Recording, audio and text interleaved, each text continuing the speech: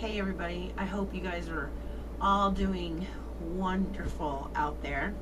Today is Friday, August 23rd, and it marks my 1 year anniversary of letting go of all sugars, all processed sugars, grains, dairy, meat, you name it.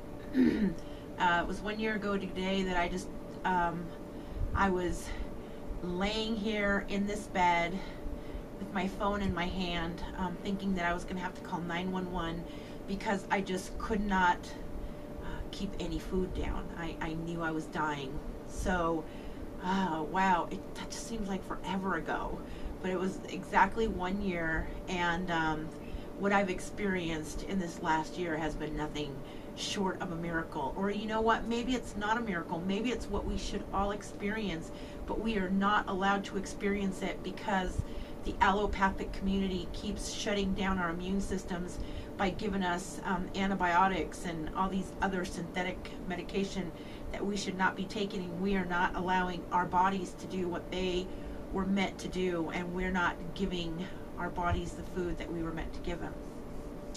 So one of the things that I want to talk to you about is about illnesses and diseases, and then I'm going to do a quick update, and I don't want to take too long in this video. A lot of people will write to me and they will ask me, Marie, how do I clear up this? How do I clear up that? How do I take care of this? How do I attack this disease? Okay, the first thing that I want to tell you guys is get rid of the idea that there are different diseases, because there are not. Okay? When you see someone walking down the street, you know, they don't introduce themselves and say, hey, my name's Bill, I'm healthy. You know they're healthy. You don't ask them, you know, well, what stage healthy are you, Bill? Are you stage 1 healthy? Are you stage 2 healthy? Are you stage 3 healthy? Are you terminally healthy? We don't do that, because you know what? There is only one healthy. That is it. There is no, he's really healthy. Well, he's not that healthy, but he's healthy. There isn't. Healthy is healthy is healthy. And the same goes when you have dis-ease in your body. When your body is not at ease, there is only one thing, okay? And we have, and I know this was very hard for me to accept, that I did that to my own body. Cancer is not something that you catch. It's not a disease that you go out and you catch. You know, irritable bowel syndrome is not something that you catch. Lupus is not something that you catch. It's one or two things. Either you were born with it and it's in your immune system because it was passed down from your parents' immune system, because your mother's immune system was so shot when she had you that you were actually born with it. I actually saw a poor little girl that must have been 6 or 8 months old the other day at the store, and you can already see the kidney weakness in her face, you know, because I'm sure her mom has horrible kidneys and passed it down to her. You know, I mean, it's very, very common to see children being born. As a matter of fact, I just oh, I can just already see this video is not going to be as quick as I want it to be. You know, I've seen children who have died at 2 months old, and when they've done the autopsy, their heart was almost like that of a 60-year-old, you know, because it had so much plaque and everything in it. Why is that? Because the mom was eating so much meat and had so much high acid in her body that she was passed this down to her child, and her child just couldn't survive after, and this little boy was 2 months old. But anyway, so I want to see if I can explain this as simply as possible, because some people will say, you know, I have this problem or that problem or that problem. It's all the same problem. When your body has too much acid in it, that's the problem. Okay, so how much acid does it have in it? once it starts collecting acid and that acid starts building up, the allopathic community will start giving it pretty names. Okay, I don't care if you are gluten intolerant, lactose intolerant, you have IBS, diverculitis, colic, Crohn's, celiac, or colon cancer. They are all the exact same thing, and they are all cured the exact same way, or they are all treated. I'm sorry, I don't cure anything.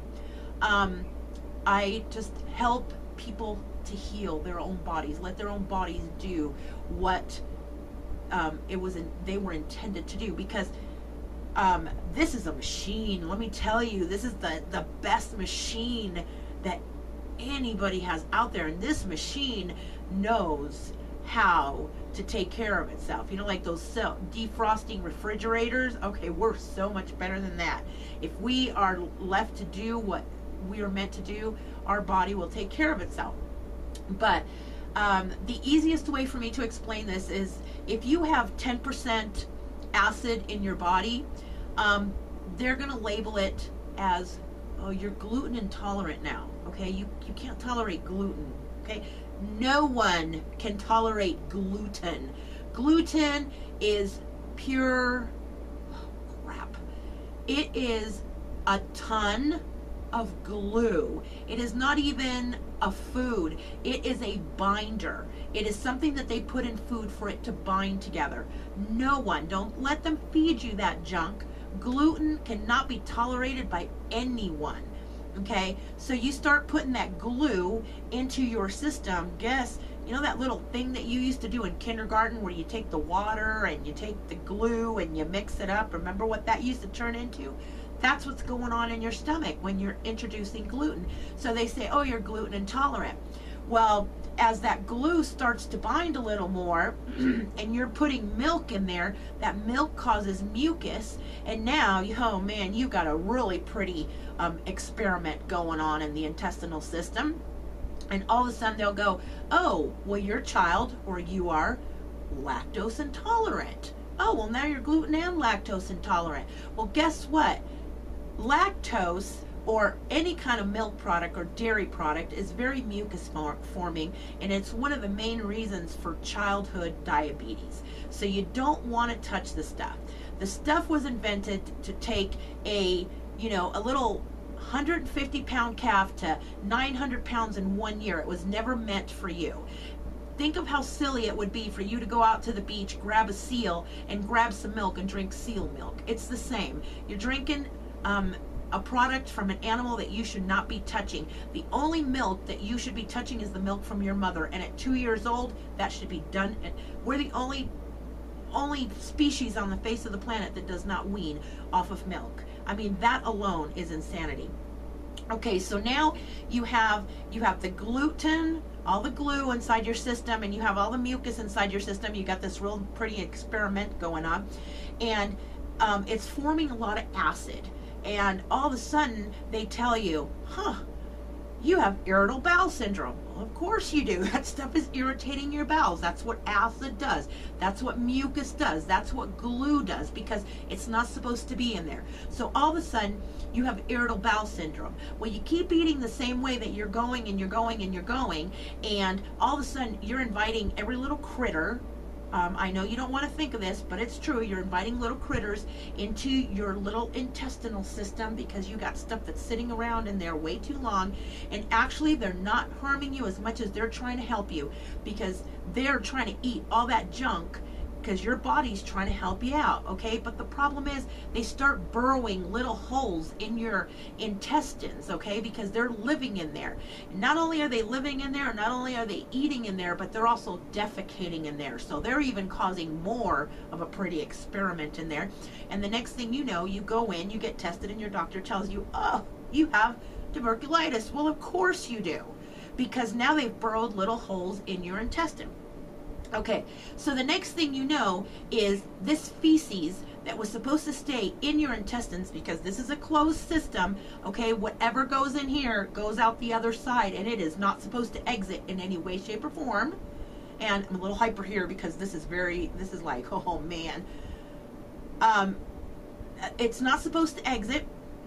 And now these little things have burrowed little holes, and this feces is now going into your body. Okay, so the next thing you know, you're feeling really horrible. You've got inflammation going.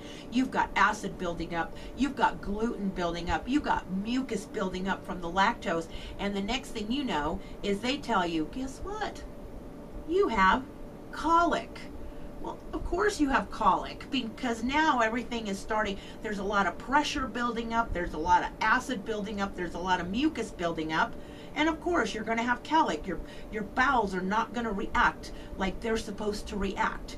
Okay, so the next thing you know, this stuff has been sitting in your system. It's been fermenting. It's been giving you gas. It's fermenting a lot. Okay, now you got all these bugs that are eating and defecating, and you've got glue, and you've got mucus, and you've got all this wonderful stuff going on in your intestines. And you go and get tested, and guess what? They're going to tell you, oh my God, you now have Crohn's. Well, of course you do, and it's an autoimmune disease. Everything is an autoimmune disease. It's not supposed to be in there. But you know what? If you keep that whole little scenario going, the next thing you know is they're going to tell you have celiac.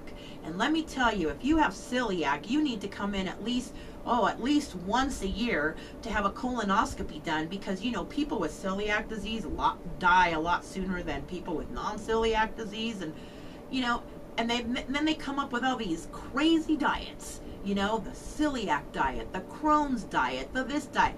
There's only one diet. If you are that seriously ill, where you are to the point where you now have colon cancer, okay, because that's the next step, where your body is trying to save you. Okay, all that lymphatic fluid starts to collect in pockets. It causes tumors, and the next thing you know, they say you have colon cancer. Your body is trying to save your butt. And what you need to do at that point, if you are that sick, where you have colon cancer, you have celiac, you have Crohn's, you have colic, try to go to raw as much as you possibly can. Try to stay as high fruit as you possibly can, because fruit is going to clean out your lymphatic system. It's going to move all that acid out of your body. Try to drink green juices. If you have any one of those diseases on this list, buy a juicer, get juicing, so that you can get that juice into your colon walls and you can start absorbing what you need. So that's number one. No ifs, ands, or buts. If you have anything to do with an intestinal problem, get going on juicing. And there's 10 million zillion sites on the internet now where you can get juice recipes. If you don't like that juice recipe, drink that juice recipe. You don't like it that green, then don't drink it so green, you know, and mix and match them, you know, and get that stuff going. You don't want to do the same one every single day, you know, because there's a certain something in vegetables that you don't want to build up in your system. So, you know, you want to do that. Juicing is an absolute no-brainer. Have to, hands down. Number two, if you have any kind of problems, especially, you know, if you're gluten, you can probably skip it. If you're lactose, you can probably skip it. Once you start hitting the IBS, Diverculitis, colic, Crohn's, anything like that, go get yourself an enema bag. I don't care how horrible it sounds. Let me tell you, there are people on the internet that will tell you left and right. And the way that I was able to get rid of my irritable bowel syndrome, my IBS, which was all the same freaking disease or dis-ease, is I did half a quart of the Gerson coffee enema every single day for 3 months. Half a quart, and I followed it up with, the second round was a full quart of water and baking soda. And all you do is take a quart of water and add 1 tablespoon of baking soda in there, and that's how you make your baking soda enema. And what that does is, one, the coffee is purging and cleaning your liver. It's taking out all the cholesterol. It's going to get rid of fatty liver. It's going to lower all the cholesterol in your body. It's the quickest cholesterol lowering drug on the planet is coffee enemas. That's going to purge and clean out your liver. It's going to take out all the junk. It's going to make your liver healthy. And then you're going to follow it up with a quart of baking soda in water. And what that's going to do is that's going to harmonize all that pH in your colon. And man, let me tell you, you will start getting rid of all that colon pain quicker than any anti-inflammatory that any doctor could give you on the planet. So, with that being said, you know, do not become your disease. Don't introduce yourself and say, hi, I'm Marie, I'm a diabetic. No, all that stuff can be taken care of. You know, I mean, unless you are just at the stages where it's so far gone, and the only time I've ever seen anybody that has just been to that stage where it's so far gone is because they have had chemotherapy, which just has destroyed the body, or they have been given so many synthetic drugs where it has destroyed the body, or so much radiation from you know, all these tests that they want to do to you that has just destroyed the body. But if you have not been grabbed a hold of by the allopathic community and have not been destroyed yet, there's nothing that you cannot reverse, that I have not seen reversed. Okay, so that's where I'm going to end that. And I wanted to do a quick update because I stopped in at my doctor's on the way home, and I asked him to weigh me. His nurse weighed me, and I weighed 180. I was very, very disheartened. I was so depressed. And then I started thinking to myself, you have nothing to be depressed about, because your health has just gotten so much better. I mean, I cannot even begin to say how much healthier I have gotten. But it depressed me because I have not lost one single pound in the last month. I mean, not one. And you know, my goal when I started this was never to lose weight. It was to save my life and to get healthy. And you know, the weight loss was a bonus. And I can't complain. I've lost 120 pounds in the last 12 months. That's an average of 10 pounds a month, and I cannot complain.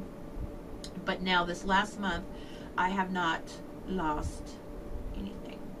Nothing. So it's been 13 months now that I've been doing this whole thing, I guess. Yeah. Just a little. Because I started a month before the year was up. I actually wasn't eating anything. I wasn't digesting anything. Let's just say that. I was taking about a 2-ounce shot of wheatgrass, and that's about all I could get down. So I you know, I can't count that in because, you know, of course you're going to drop weight if you can't eat. But, so, I've decided that I'm going to go on a juice fast. And, I was going to do it. I was actually going to start Monday. And then I thought, no, I can't start Monday because I want to do 30 days. I absolutely want to get 30 days of juicing in. No ifs, ands, or buts. But my problem is that there was a bunch of us that have been invited to stay at a guest house where there's some ruins. And I've wanted to see those ruins, and they also have a kiva there that is supposed to be very spiritual, and I want to go, but if I start it right now, I will have to break my fast, and then because I you know, it's just not going to be cool to be around a bunch of people, and you know, I'm going to be drinking juice the whole time, and yeah, it's just going to be awkward, and I don't want to be tempted while I'm there. It's just easier while I'm home. So I decided that I am going on September 6th is when I will be leaving to go out of town, and hopefully I'll be taking my camera with me, and if they allow me to have my camera with me, I will be videotaping this trip inside the kiva and inside the ruins, because something just tells me it's going to be a very spiritual experience. So I have decided that I'm going to start juicing on September 9th. Monday, September 9th, I will start juicing. I will be doing a juice feast, juice fast, whatever you want to call it. I will be doing that. I will be drinking at least a gallon of juice a day, and I will also be incorporating the tonics that I love. I'll be doing 28 ounces of my tonics on top of the gallon of juice a day. This one is the lemon, cayenne, and salt and water tonic, which I will be doing. I will also be doing the 28 ounces of my hibiscus water, because it has great antioxidant properties. And this one is actually very easy to make, because I know one of you guys is going to go, hey, how do you make that?